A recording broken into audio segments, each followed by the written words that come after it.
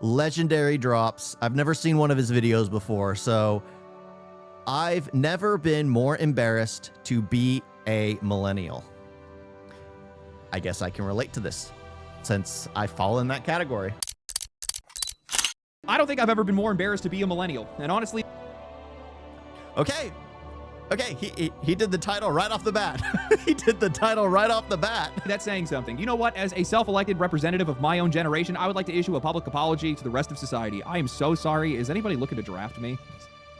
Mixtape is about as authentic as looking at family photos in a photo album at Kmart or Hobby Lobby. It is a $20, 3-hour runtime, barely interactive movie that's masquerading as a video game that is somehow, some way, rating as high as Elden Ring, Baldur's Gate 3, and Zelda Tears of the Kingdom. We were a mistake. We are nostalgia addicted. That's the only explanation that I have for this. It's so embarrassing to see. You have journalists that are out there that are believing that this game needs to be held in the annals of history, a cornerstone of the games industry, but you have players that are just like, no, we don't want to have anything to do with it. This is like years of distrust that are just collapsing into one single moment where everybody's turning and looking at the media and saying, you don't belong here and you don't represent us. And they are so right. There are so many in the games industry today that are so detached from what players even consider is a video game anymore. I mean, these guys are handing out 10s to what is effectively a light novel with an 80s soundtrack. Like, how does that happen? They're treating their personal taste like it's some higher artistic authority that goes above what the players want or what the players need, these people that are playing and buying these games, and as such, the players are pushing back, as they should. So, is Mixtape a 10 out of 10? Well, I played it. What do you think? Oh my gosh. The fact that everything he's saying is absolutely true. The people in charge of like the industries now, the people in charge of like creating the tabloid garbage, the people in charge, what's funny is the people who couldn't make their careers in any such, like, let's say you wanted to be a video game creator and you flopped out because you don't have a creative bone in your body. You became a video game analyst, or you became like a journalist about video games. And then it became nothing about what makes a game good. It became everything about, the same thing with like movies. Same thing about movies. It became nothing about what makes a game good, what makes a movie good. It became about, where do I identify in this story? Where do I fit into this story? And how many boxes are being checked during this story? That's what it has primarily become in all the main journalisms. Like, if you want, the sad thing is, if you want real, like, journalistic integrity, you don't go to the massive corporations. You don't go to the tabloids. You go on a YouTube platform where you watch fans literally crash out about seeing the things they once loved, held dear, fall apart and crumble around them. And they give concrete reasons as to why, while the people writing these tabloid garbage are calling these massive diehard fans racist, misogynistic, Nazis. Why? Because they're unhappy that this terrible story was written using the corpse of something they once loved. Video games, sadly, they're completely, well, not so much. I mean, I'm looking forward to more foreign games than anything. I like Occult Chambers. I'm looking forward to Mumbai Goalies. That's getting canceled. Let's be honest. Raji 2. I'm looking forward to, because I played the first one and I still want to find out how they're gonna do the brother sister dynamic, since they're together now. But yeah. All these people literally got into the industry and started praising things that shouldn't get praised because they're not actually enjoyable to begin with. Or like the mixtape he's talking about is literally something where you push a button and it plays itself. Where it just plays itself.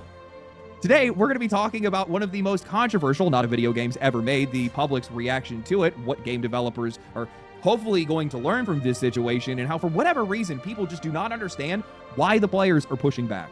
But before that, a word from today's sponsor, Helix Sleep. Yes, these guys actually came back, luckily, because it seemed to be a big hit with you guys, and I really appreciate that, because that likely means that I'll be getting another mattress after I move. Mumbai Goalies sucks, honestly. Well, now, I don't know. I realize me being a content creator, you guys are likely not to believe the word that I have to say when I'm trying to sell something to a sponsor. Totally understandable, actually based. With that said, well, I'm not going to sit here and try to tell you guys that a mattress is just going to...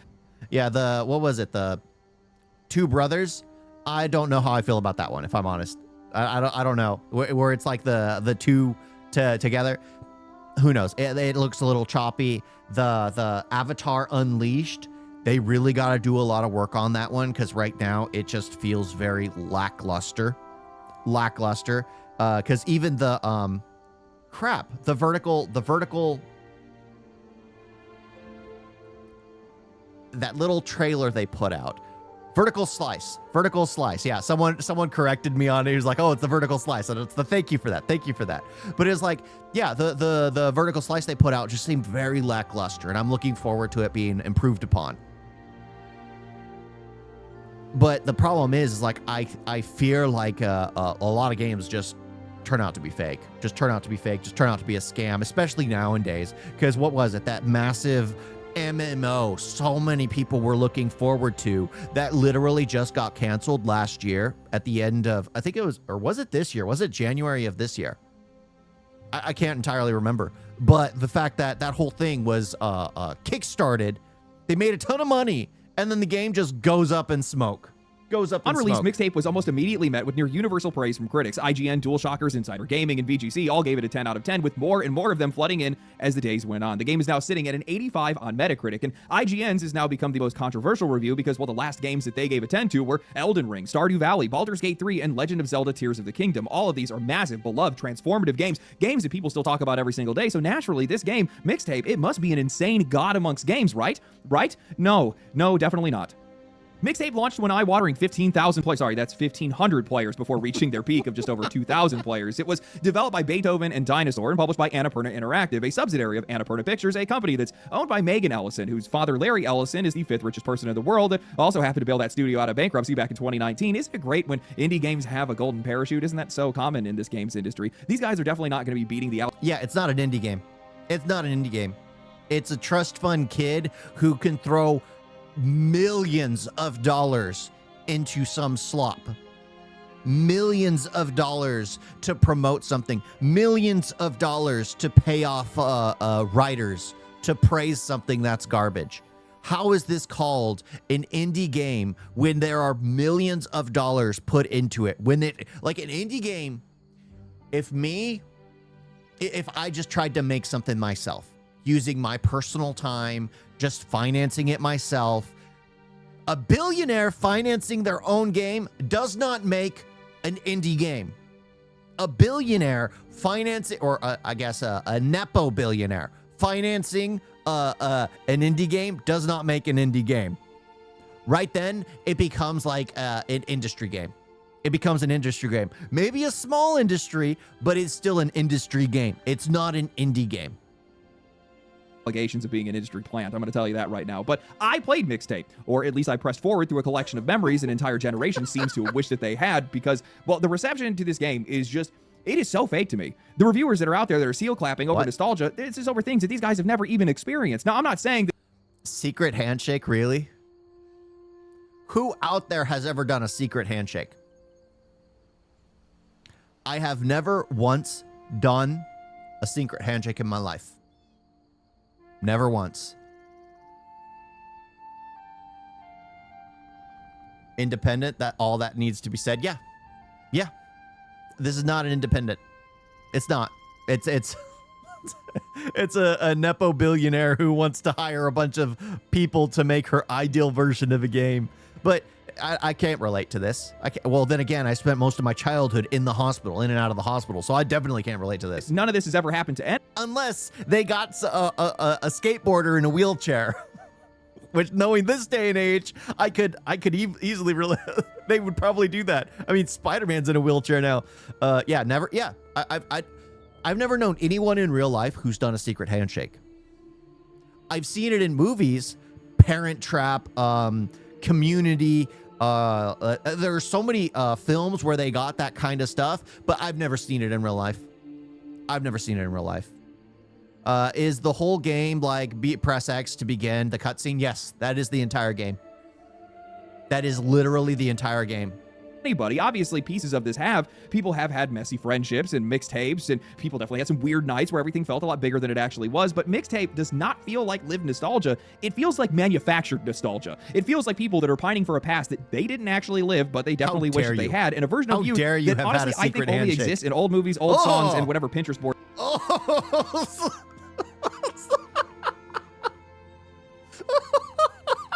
What kind of game is this? These guys built this game around. That's why this entire thing doesn't even come off as true to life. It feels like somebody just watched a stack of 90s movies and just decided that's how people lived. I mean, these guys don't even do a good job at portraying the era that they're supposed to be showing. Again, the only time I've ever seen this is Night at the Roxbury. Do it with me, everyone. Do it with me. Night at the Roxbury, everyone. That's the only time I've ever seen this. I've never seen this in real life. Never seen this in real life. Here. Like, this is supposed to be the late 90s or 1999, and Slater, who's supposed to be a metalhead, is for some odd reason wearing his mom's pants instead of wearing baggy jeans or Jinkos. And I realize that might sound a little bit petty, but that kind of stuff matters when the entire point of selling this game is based on its authenticity, and also when the people that are reviewing it are crying about nostalgia, but that nostalgia is misplaced because it doesn't even make any sense. I mean, if you look at the styling of half of these characters, it looks like most of these guys are pulled out of Dazed and Confused. I mean, the guy in the white shirt and the sunglasses is literally just Wooderson from Dazed and Confused. People had even pointed out that the cassette tapes in this game don't even have the little exposed section where the magnetic tape is supposed to be shown. And this is a game that's called Mixtape. How do you not even get that right? People are trying to treat this game like it's some kind of high art, and honestly, I feel like that could actually work. That could be a defense for some of these writers and journalists, and maybe even the developers of this game, but this whole experience is so painfully a Gen Z idea of how the 90s and early 2000s were. Yeah, basically. And I lived it. I was there during it. It was not this. It was not this. mediocre and poorly written that doesn't even work. Guys, how does this even happen? These characters don't even have any real personality or defining traits, and that's the entire point of playing a narrative game like this. Slater is a dial tone with a few random existential stoner lines. Stacy is the main character, and I couldn't tell you a thing about her other than the fact that she likes music and thinks that stalking somebody in New York is going to be her call to fame. Cassandra is arguably the most memorable character outside of her father because, well, at least she actually has something resembling a real conflict. She's lived her whole life seeking her parents' approval, and now she's finally wondering whether or not she's living her own life or somebody else's. But I actually think the best character in Mixtape is probably Cassandra's father in this case. Like, how was this guy actually portrayed as a villain? Oh man, what a terrible father, not wanting his daughter who's getting ready to go to college. Let me guess, he's wanting the best for his child and making sure his child doesn't make mistakes in her life. And that's a bad guy. Literally, a father figure, a perfect father figure is a bad guy. To go and hang out with a couple of mindless losers that all they want to do is just get drunk and high all the time. As somebody who identifies with those losers at that age, every single father that told their daughter not to hang out with me was 100% right. I was going. Yep. Why is it that the people who are legitimately the heroes are always seen as the villains now? It's such a bad sign of our society right now, where being someone who cares for your family, putting what's best for your family, being a disciplinarian when you have to be a disciplinarian towards your family is seen as being bad. When you're the adult and you're supposed to be the one guiding your family. As soon as the kid's an adult, they can make their own mistakes. But as they're a kid, it should be the father's right. To ruin their life. And then there's the gameplay, which honestly, would you guys have guessed, there's really not much to talk about here. I mean, quite literally every single game action is just press buttons just because. This is such a key jingling simulator. Make the character tap to a song just because. Float the character into some boxes just because. Do some skateboard tricks just because. The entire thing just feels like they put those elements into the game just so they could technically qualify this as a video game, likely because these guys wouldn't be able to cut it making a movie, which honestly makes a lot of sense when I look back on some of these positive reviews as, well, it does feel like we have a lot of wannabe film critics trying to review a wannabe filmmaker's game. This game is literally just a soundtrack. Turn the music off, you just turn off the game entirely. There's nothing else to it. Now, before any of these critics hop in here and say, oh, well, you just don't get it. You don't understand what this game is trying to do. No, look, I understand the message that this game is trying to send. They're redoing the Bronco scene. And I would never try to understate the importance of music here. Music can be a moment captured in time. You can remember easily when and where you heard a song, who recommended it to you, what life felt like in that moment when you were listening to it. And I had those exact same nostalgic connections with this game. When they played Sensitive to Light by Rainbow, I immediately got a flashback of the time my friend Mike had me listen to Ronnie James Dio for the first time, and how it became the only thing that we listened to for like an entire year. Yeah, I don't think I could relate to this game. Mainly because I didn't listen to music when I was a kid. You could say that's sad. I mean, my brothers were the ones to actually listen to music. I didn't care for it. Now, if it was a game about nostalgic anime, that's something I could relate to. That's something I can relate to. But when it comes to music, I'm just like, you're literally going from song I don't understand to song I don't understand to song I don't understand. Now, if it was going from like Pokemon to Digimon to Dragon Ball Z, even Dragon Ball GT, Naruto, One Piece, Bleach, you know, Inuyasha, Yu Yu Hakusho, if it was doing that, I could be like, oh, I get it. I like it. Music? No, I know nothing from that period of my life. Know nothing from that period of my life. Hell, even the part where you sneak into the shutdown theme park reminded me of the time that my friends and I had snuck. It looks like trying to be look like an indie game while being still being high production one. Yeah, well, you already know that by the music they put in the game. The fact that they were willing to spill millions of dollars for its soundtrack. Into our local zoo after hours with beer This to be game able is to impress a anything group but of girls. representative of This game millennials. does remind you of Absolutely. things, but Not it doesn't even do close. anything with that. The game doesn't try to build on that. It doesn't try to bring you any closure. It doesn't even try to say anything meaningful. It's just like, man, memories. Am I right? Man, wasn't it so much better back then? Everybody just misunderstood me. They didn't realize how special I was. They were so wrong. It's just millennial slop because my unfortunate generation has nothing of value to bring from the past other than just wishing that they were still. I still have those. I still have all this stuff. VHSs, cassette tapes, everything. I still have it. Living in it. I just do not understand how a game like this could be held in such high regard among some of the greatest games in history when it's not doing anything special other than spending a bunch of money on licensed music. Like, how do people not understand why players are upset right now? A game that is reminding you of your life is not the same thing as a game being well written. A song that's making you nostalgic is not the same thing as a game that is earning that emotion. That's the part that these reviewers seem to keep blending together in a lot of their reviews, and I've never used a photo booth either. I've never used a photo booth. Well, now that I'm married, yes, I do have a hairbrush. But no, I didn't have the hairbrush. I had all the electrical or tapes and VHSs. I still do. they let them give this game a perfect score. Look at every single one of these reviews. It's always the soundtrack that's being mentioned. It's the most notable thing about the game because it is the most notable thing about the game, because beyond that, there is just absolutely nothing. Just showing clips with this talk over, the whole thing looks stupid. You put music, maybe it'll make sense, because there are movies where the soundtrack literally makes the movie. The soundtrack literally makes the movie. You remove the soundtrack, the music, the movie doesn't hit the same. That's what I mean, heck, you switch all the music on Durandar the Revenge, it'll still be a great movie, but it won't feel as impactful. Because I mean, again, that Rasputin song right then and there when they're revealing like, oh, we know you sold the information to the Jews, it's just like, oh my gosh, that's such a golden moment.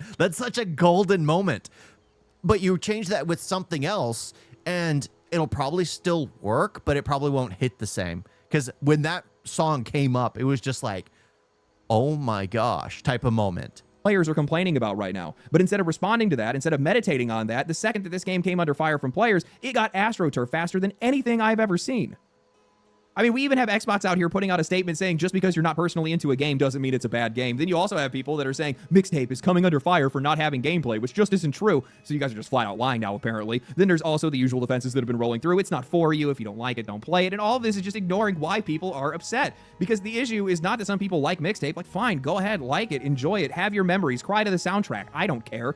The issue is that this is not a great game or even a good game or even a game that I would consider being a video game. It's just not representative of the hobby. It doesn't belong next to the games that it has now been elevated to stand beside. It is stealing valor from indie games while also being funded by some of the richest people in the world. How do you have they're sending out powers? custom CD players and headphones in their press kits, and Yes, I have floppy disks still. I still have floppy disks. somehow this is being treated like some humble little artistic miracle. That is what people are reacting to. They're watching an industry put Mixtape on a pedestal and say, this is what we need more of. This is the standard. This is the kind of game that deserves to be remembered. And the players are looking at it and saying, no, absolutely not. I think what bothers me the most about Mixtape, and this is probably true for a lot of other people, is that everybody can see what's going on. Okay? Like, we're not the crazy ones here. The math doesn't... It's just an industry plant. It's just an industry plant, absolutely. Math, this just doesn't make any sense. This game is getting far more praise than... Yeah, it's not the 9... Well, technically it kind of is, but yeah, that's what... But because my dad would play Doom he would play Duke Nukem, and he would play, there was another game, I think, Quake, off of a floppy disk. Yeah, that's how I know a floppy disk, because he would be playing those off a floppy disk. And it deserves. And the minute the players start talking about that, the minute they bring that up, all of a sudden everybody wants to start acting confused. Oh, we got another victim of the culture war here. No, that's not what this is. Stop doing that. This is a short, expensive, heavily curated nostalgia product that's being paraded around like it's an indie darling that is somehow now in the same conversation as some of the greatest games ever made, and it's been defended since the moment the game came out. But it's also just not that good. Like, not even close. People are sick and tired of being gaslit, of being told that something is important by people that already want games to be a lot less like games to begin with and a lot more like things that they're interested in. Politics, music, film, things that have nothing to do with games. This game represents that to them. That's exactly why this has become such a huge flashpoint in a lot of cases. You are placing this game in the same conversation, likely also in the conversation of Game of the Year, because of course they're going to try to do that, but you're putting it in the same conversation as some of the greatest games ever made. Zelda and Baldur's Gate 3, and I'm trying to think of all the 10 out of 10s in the industry. I'm sure there's probably a GTA in there and maybe a couple of other things as well. There's tons of games that have gotten 10s out of 10s, but they're like the pinnacle of the games industry. That's why none of this makes any sense to anybody. But, you know, I think it would be different if this was just a discussion based on taste, on personal taste. Like, oh, they just really like this game. But, like, these review scores mean something. Players recognize that. They know that these game scores still, sadly enough, hold weight in the games industry, shape conversations, and also shape the future of games themselves in some cases. That's the reason why people are so upset. Well, the thing, it does shape the future of games. The same thing happened with like the film industry. People were chasing the approval of these news tabloids, these things that would rate movies, and then films come out, and then they get then people hate them. Like, you always have to look, as there was the critics score, which always give like the worst things the best grades, and then you'd have the audience score come out, and the audience score would be like, what the heck is this? Or like not even close to being as good. That's the thing. It's just like this stuff gets pushed out. The problem is big companies will always look as like at like the critics for some reason. I don't understand how the big corporations can't realize that it's the people that should be dictating what they consume and not the critics that dictate what the people consume. But for some reason, they always target the critics. If the critics are happy, then everyone will be happy. No, that's not how it goes.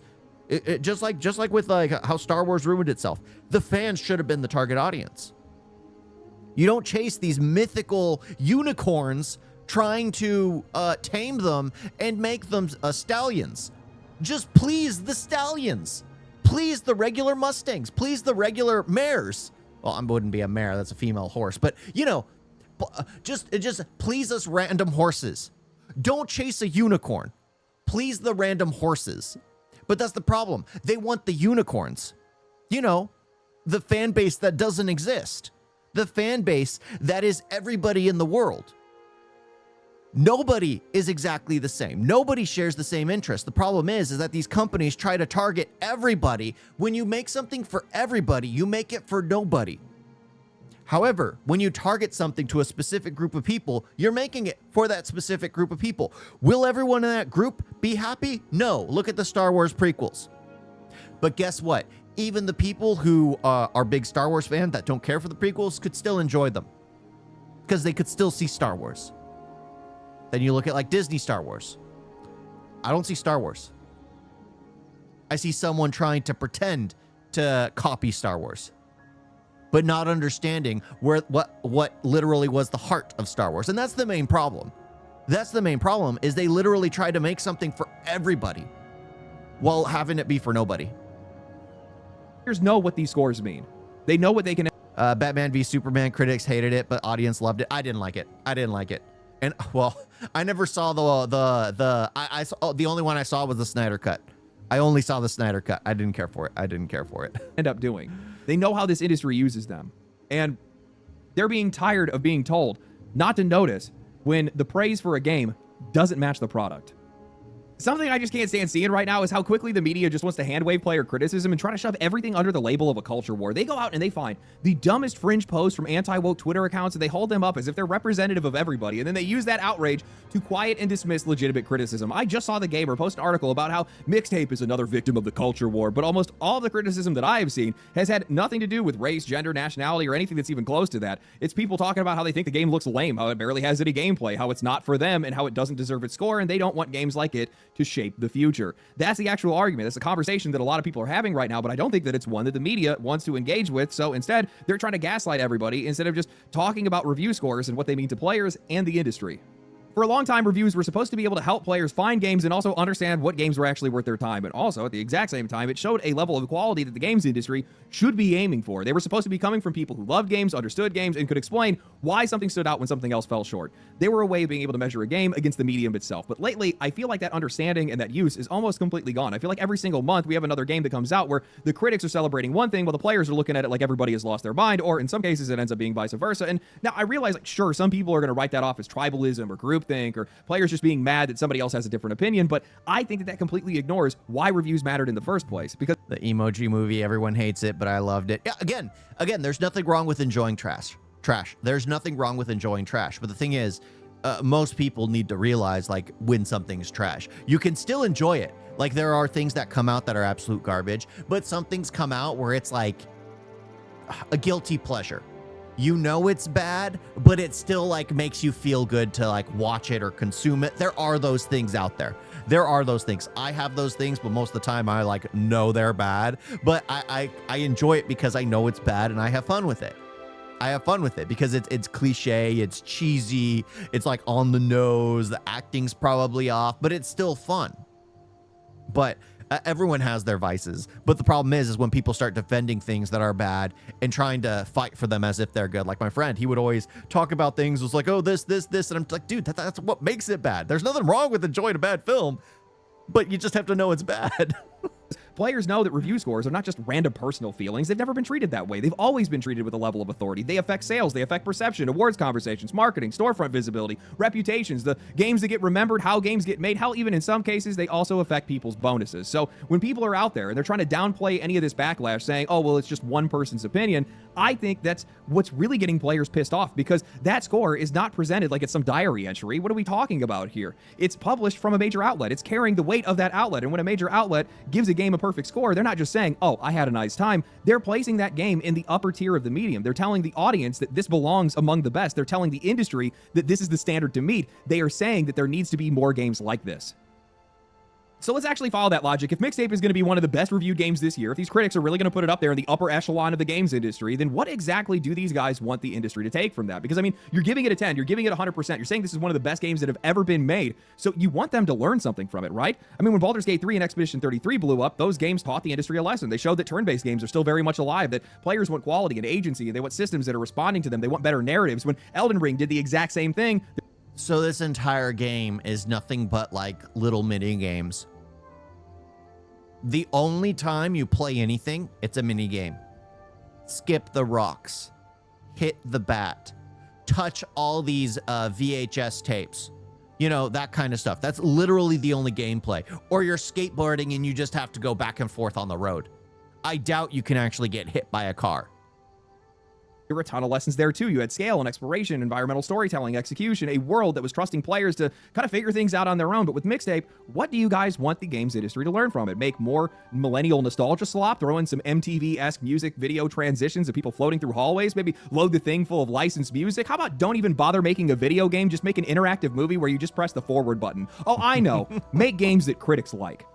Because, of course, that worked out great for Marathon, Dragon Age: The Veilguard, Avowed, The Outer Worlds 2, and a long list of other games that got praised, protected, defended by the media, and then came out and went absolutely nowhere with the actual audience. This is the problem. This is what people are really complaining about right now. This is why they're going after games like Mixtape, because they are trying to save these games and these studios from making mistakes, because these critics are no longer representing the audience. And if this industry is going to continue to follow their taste, their scores, and their idea of what games should become, well, it's only going to lead these guys to failure. I think that right now, we are at a very real turning point in the gaming community, and it's crossing over everything. I think it's journalism, reviews, players, content creators, hell, even just the way that people are talking about games. You have one side of the conversation that really wants to treat games as high art first, and then you have this other side that still understands that games are a product that people need to buy. And I don't think that those two things have to be enemies. I think that games can be art. Obviously, they can be, but a lot of this conversation is being driven by pretentious writers who have fell into the games industry because they couldn't find their way into film, music, or politics. And now they're reviewing these games through those principles while completely replacing the audience's expectations because they are not like the Nostalgia, putting batteries in something.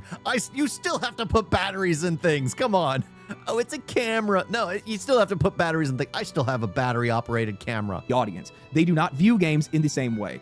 Now, it's not like those principles don't matter. I appreciate the high art in games. I think it's absurdly cool what people can create here. The interactive worlds, the incredible soundtracks, the engaging stories, the places that you can actually live in for a while. And in my eyes, games are the pinnacle of art. They really are. They're the intersection of all forms of art. But for players, customers really, they're still buying a product. And while they can appreciate the story, the music, the themes, the emotional intent, they are usually going to care more about the game part than they will the product because that's usually what they're trying to spend their money on. That's the They wanna escapism. play. That's where a lot of the fun is in a lot of these games. It's what separates games from every other form of It's the wanting to complete something. Like, it's the struggle to get past something. You feel like you've accomplished something.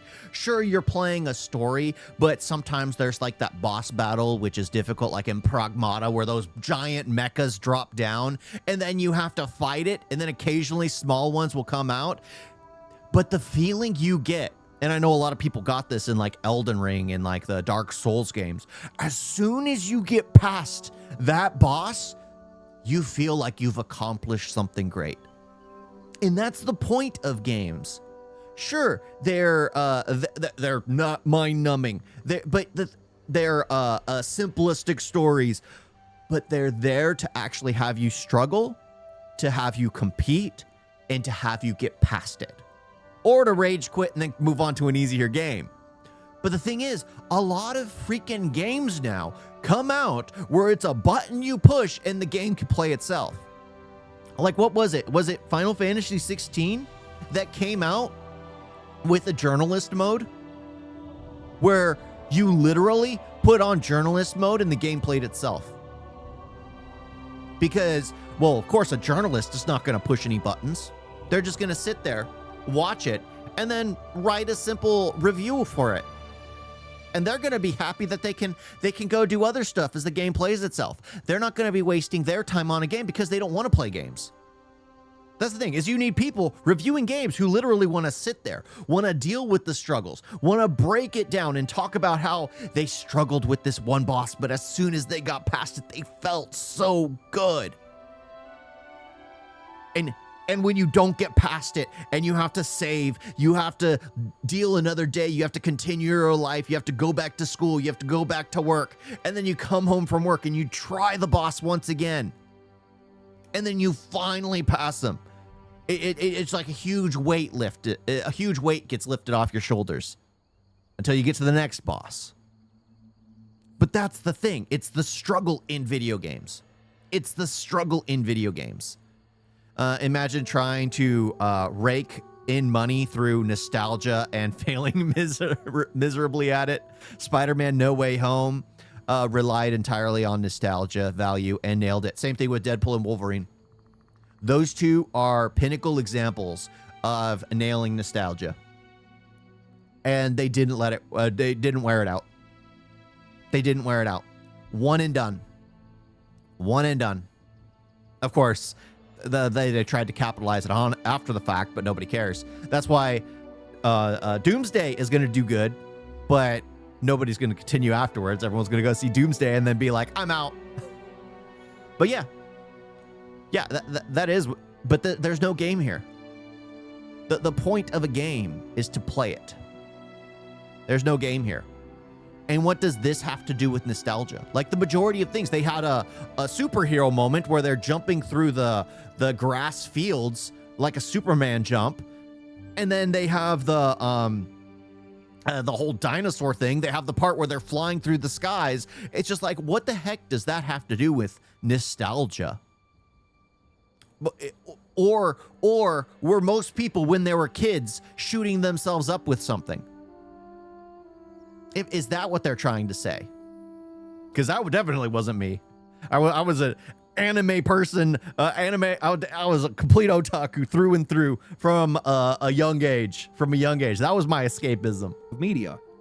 So when something like Mixtape costs $20, barely has any gameplay, and it's still getting treated like it needs to be with some of the best games in the entire industry, games, by the way, that a lot of these players really care about, of course these guys are going to recoil. Of course these guys are going to get mad. And it's only going to get worse when the defense turns into this smug little lecture about why you should like it, or how every single game is important, or why you're lesser for not liking it for whatever reason. Oh, you just don't get it, man. You know what? When these experiences are about as deep as a puddle, no wonder these people end up liking a game like this. It's just a reflection of themselves in this case. I've also seen a lot of people that have been talking about how, oh, the usual weirdos are mad about this, or I hate that every single game is a culture war right now. And I hate this dismissive language, this trying to play it safe, this trying to essentially turn everything into a fucking hug box because everybody wants everyone to agree with everything, or just leave everybody alone if they don't like something. And honestly, you know what? I do think that there is a culture war that's happening in games right now. Just not the one that I think a lot of these people believe is happening. The real fight is between the industry and the audience. It's around pricing, it's around ownership, it's around direction, it's around whether or not these games are still being made for the people that play them, or for people who seem almost embarrassed of them as video games in the first place. That's why the reaction to Mixtape has gotten so hot. It's players not just rejecting one game, they're rejecting what this game represents to them. The idea that games should be less interactive, less player-driven, less fun, and somehow become more respectable because they're going to borrow from film, music, politics, or whatever else. It's not just, I don't like this game, it's, I don't like where you guys keep trying to take games. And these guys aren't putting up with it anymore. I'm just sick and tired of the players not being able to have the conversations that they're trying to have, and a lot of this stuff ends up being relegated to content creators more than anything else because they just kind of get shut down on social media. Yeah, they get likes and yeah, it's the content creators that I literally have to make a say. We have to make a stink about it. Well, I say we as if I include myself in them. Sorry, no, not me. Letterbox, those that actually have a strong following, they're the ones that actually get to have a voice in this. But I think most people need to say something about it because this stuff needs to be called out. Eventually, every single thing that you enjoy will get ruined by somebody that doesn't care about it. By somebody that just wants to make a quick buck. Whether it's games, whether it's movies, whether it's shows, whether it's some kind of hobby, because pretty soon sports will get infiltrated and then those would get completely ruined. I'm not a big sports person, but yeah, it happens. It happens. You have to hold on to what you enjoy and not let people destroy it. Like I think indie market is primarily where people are going to end up going for the majority of what they want to consume, or nobody will consume Western products anymore. Because who would pay a ridiculous sum of money for something that's absolutely worthless to the majority of people? Because in Western media, it has politics that don't exist anywhere else in the world. It has ideologies that don't exist really anywhere else in the world. It has it just pushing narratives that don't belong. You want the inclusivity of people being able to relate to a hero. You want the inclusivity of like a male archetype or female archetypes, or those old stories that people, no matter what, since the dawn of time, have been telling each other around campfires about a hero who sacrificed everything for his family, about a hero who's willing to go up against deities for something, about like all this stuff. Updates and stuff like that, but there's really not a lot of movement from a lot of that stuff, and a lot of their concerns aren't really voiced. Players are not hating on small games. They're not trying to take down these indie games. This isn't a culture war over identity politics. I'm not going to pretend like that stuff doesn't exist or those conversations don't happen. They definitely do, but what this is more or less, it's just people that are sick and tired of people that are speaking on their behalf that do not represent them in the slightest. That's what a lot of this is about. People are rejecting Mixtape not as a game, but as a symbol that the score around it creates. That's probably the better way for me to be able to put this. Something this highly rated is going to give a green flag or a green light to a bunch of different publishers and developers that something like this might be a good idea. I mean, the critics really liked it, right? And a lot of players just don't want to have anything to do with that. They're trying to send the message right now that this is something that critics like and that we don't want to have anything to do with. So they're frying this game. They're roasting it the best they possibly can. And they're doing a great job at doing it, by the way. This should have been a movie. Or maybe they need to make some type of other secondary category that's not inside of video games, because this is definitely not a video game. This is definitely not a part of that conversation. It's definitely not a movie either. It's existing in this weird limbo area, but the problem... Like, honestly, create a new category. Immersive, not immersive experience. Playable experience. There's got to be a term for it somewhere. There's really got to be a term for it somewhere. But yeah, it's just... This it's just like the Walking Dead or the Tales, what are they? The Tales games, where you can make decisions which can actually indicate what happens down the road, which is funny. That actually has more of you have more input in those games, those Tales-like games, than you do in Mixtape. You have more say in those than you do in Mixtape, which is insane. Is that when it's dragged into this conversation, I'm going to be real with you. I actually think it's unfair for these I think it's unfair for these game reviewers to have actually reviewed a game like this, because of course this is the kind of treatment that it's going to get. I don't think it belongs here. And I think by dragging it into this conversation, you're making them look bad. You're ruining their own reputation. You're ruining their chances for their next game that they put out. And I don't think that's fair to them. I don't think it's fair to the audience. I don't think it's fair to anybody, to be honest with you. You know, all I'm going to say is that I think it's very telling that we have a bunch of journalists that really resonated with a bunch of teenagers that felt that they are misunderstood and that everybody else is wrong. That secretly, they're special. Not everybody else has figured it out yet, and maybe they will in the future. Really, really tells a lot, doesn't it? Anyway, hope you guys enjoyed the video. If you guys did enjoy Yeah. Oh, Until Dawn. Yes, correct. That's a Tales-like where it's an immersive experience where you're literally making choices. Like in Until Dawn, a character, or what is it? Not Black Mirror? Mirror? Not Mirror's Edge. Yeah, I forgot what it was called, but it's like you make a decision and it affects what's going to happen later. Like there are immersive experiences like that that are actually well done, that you can actually kind of immerse yourself in. You're not playing it, but you make choices. Well, in Until Dawn, you are walking from place to place, but it's literally a choice simulator. And there's nothing wrong with that. But at the same time, like, I can't understand how people get to the point where it's like push a button and everything plays itself. And every single simulation in the mixtape, like where they're kissing or things like that, the only option you have, like when they're in the photo booth or kissing, is how close they are, how their tongues move. What happens if you don't touch the joysticks? Nothing happens. What happens if you don't touch the joysticks when they're sticking their tongues out? Nothing. What happens if you don't touch the joysticks when they're taking a photo? Nothing. They just get a photo taken. Just a photo taken. It's, again, nothing in the game actually serves a purpose.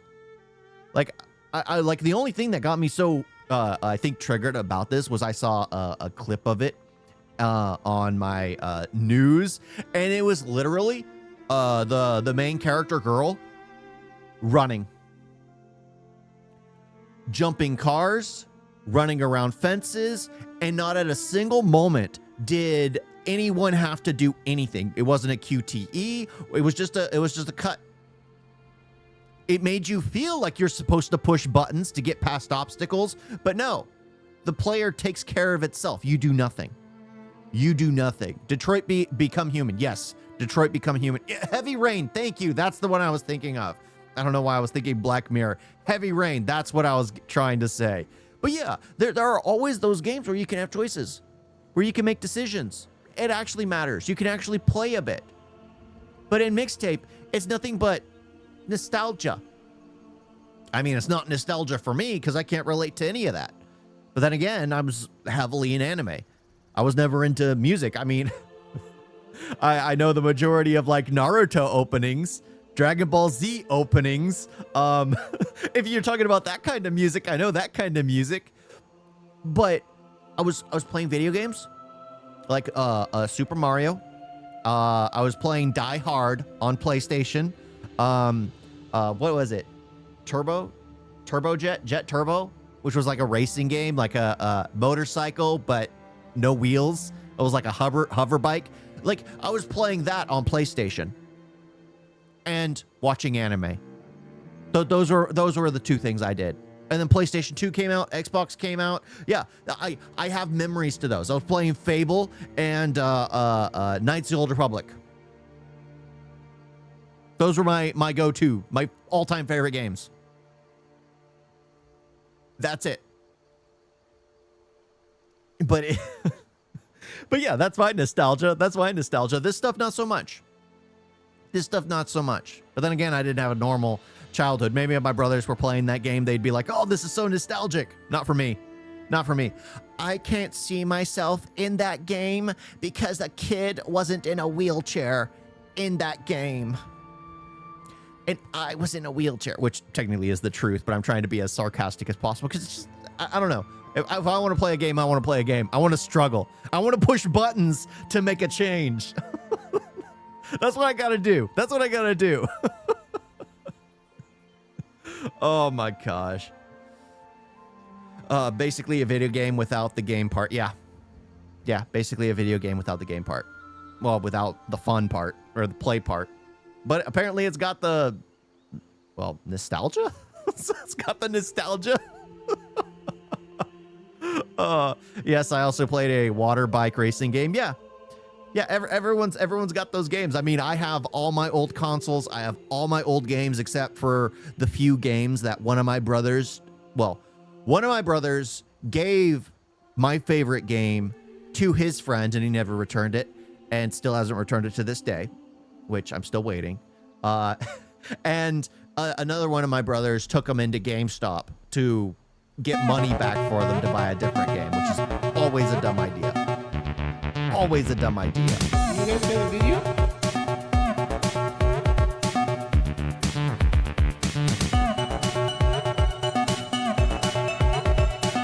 It's so bad.